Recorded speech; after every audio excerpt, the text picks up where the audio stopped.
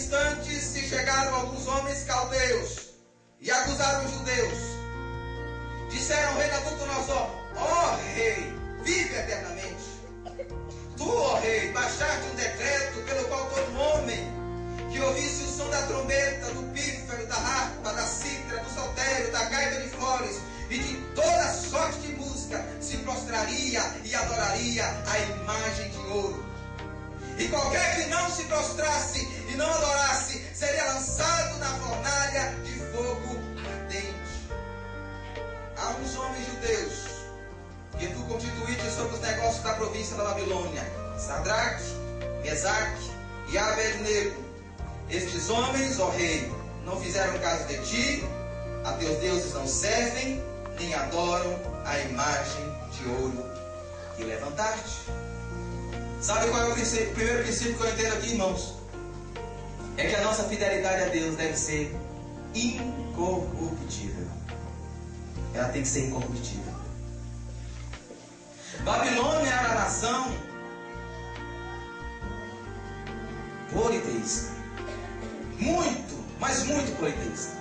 Para os irmãos terem ideia, os próprios nomes dados a Daniel, Ananias, Misael e Azarias demonstravam isso. Daniel foi chamado de Beltesazar, que significa Bel protege o rei. Ananias foi chamado de Sadraque, que significa iluminado pela deusa Sol. Misael foi chamado de Mesaque, que significa quem é como Vênus. E Azarias foi chamado de Abednego, que significa servo de Nego. 4 deuses dos muitos que a Babilônia cultuavam. O próprio Israel estava no cativeiro por causa da idolatria. As nações circunvizinhas de Israel, do Oriente Próximo, todas elas foram levadas para a Babilônia em cativeiro, porque eram politeístas. Estava na moda em Babilônia ter muitos deuses nas prateleiras. O rei Nabucodonosor não está pedindo nada de novo aqui. Ele está pedindo apenas que os caldeus e os povos estrangeiros incluíssem mais um Deus na coleção, na miscelânea de deuses que eles já possuíam. Mas há 3 homens que não se conformam com este século, mas que transformam pela renovação de suas mentes. E estes homens são Ananias, Misael e Azarias. Eles não se curvam diante dessa imagem. Eles não se intimidam diante do decreto do rei. Eles não negociam a sua fé. Eles não transigem com os absolutos de Deus.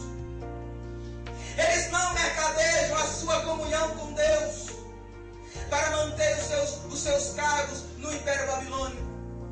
Mesmo sabendo das consequências dos seus atos, eles preferem cair nas mãos do rei Nabucodonosor do que negarem o autor de suas vidas. Estão dispostos a serem queimados, obliterados, destruídos pela fornalha do rei da Babilônia, do que ser fulminados pela ira de Deus. O pastor e escritor Hernando Dias Lopes, em seus livros, chega a dizer que o mais importante não é viver, mas ser fiel a Deus. E nós entendemos que esses homens são inconformistas, eles não se conformam. Eles não vão transigindo com as verdades de Deus. Eles não vão comercializando os absolutos do Altíssimo.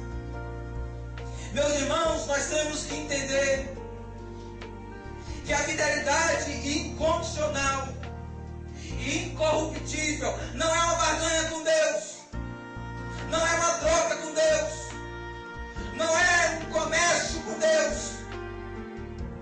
Talvez, irmãos, talvez ser fiel a Deus do jeito que hoje não dá ibope, não dá audiência, não dá popularidade. Você é taxado de careta, Mas eu quero te dizer uma coisa nessa noite.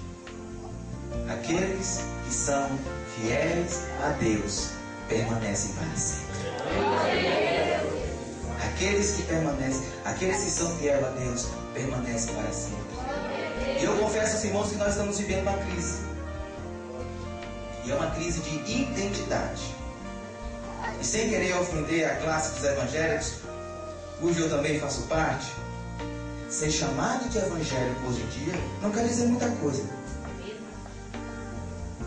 Ser chamado de evangélico hoje não significa necessariamente que essa pessoa é fiel. Teu nome arrolado em uma ata de uma igreja não significa necessariamente que esse nome está arrolado no livro dos livros, no livro da vida.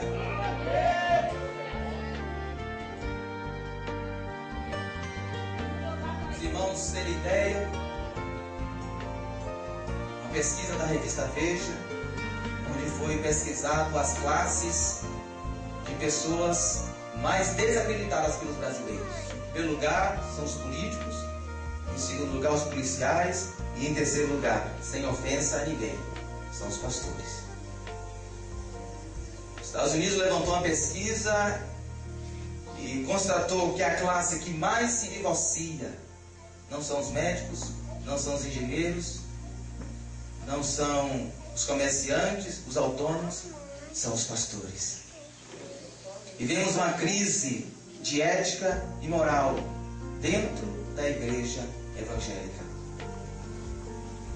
O escritor Warren Wiersbe chega a dizer, certa feita, que durante 20 séculos a igreja vem dizendo ao mundo que reconheça os seus pecados, se arrependa e creia no evangelho. Mas que hoje, no século 21, o mundo diz para a igreja que cuide dos seus próprios pecados. O que nós temos visto hoje, irmãos, não é apenas falta de critérios morais, mas é um atentado contra os princípios absolutos da palavra de Deus. E constantemente nós temos sido tentados a se curvarmos diante desse secularismo. Temos sido tentados a nos moldarmos diante dessa cultura relativista. Os nossos jovens, quantos jovens, têm sido bombardeados para perder a sua virgindade antes do casamento, para assistirem filmes indecentes, ouvir músicas inadequadas, se conformar, se amoldar com um grupinho.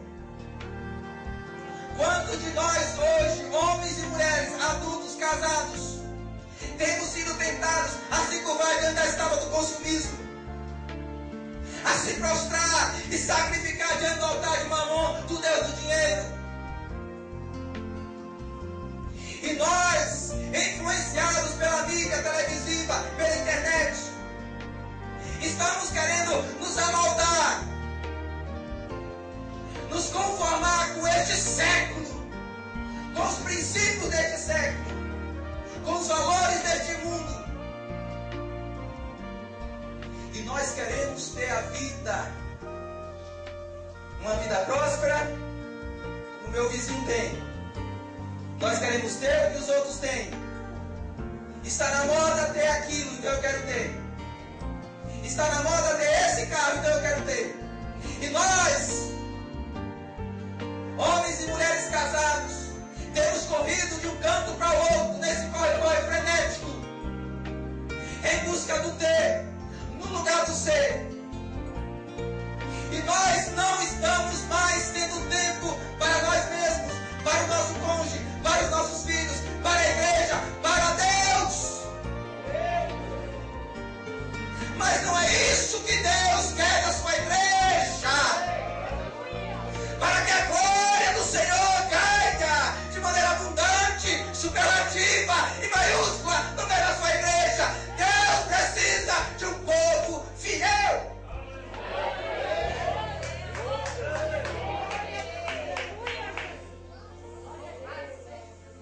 Precisamos de homens e mulheres nessa geração que não se conformam com os valores deste mundo, com esses princípios relativistas. Homens e mulheres que estejam dispostos a cair nas mãos dos homens, a transigir com os absolutos de Deus. Homens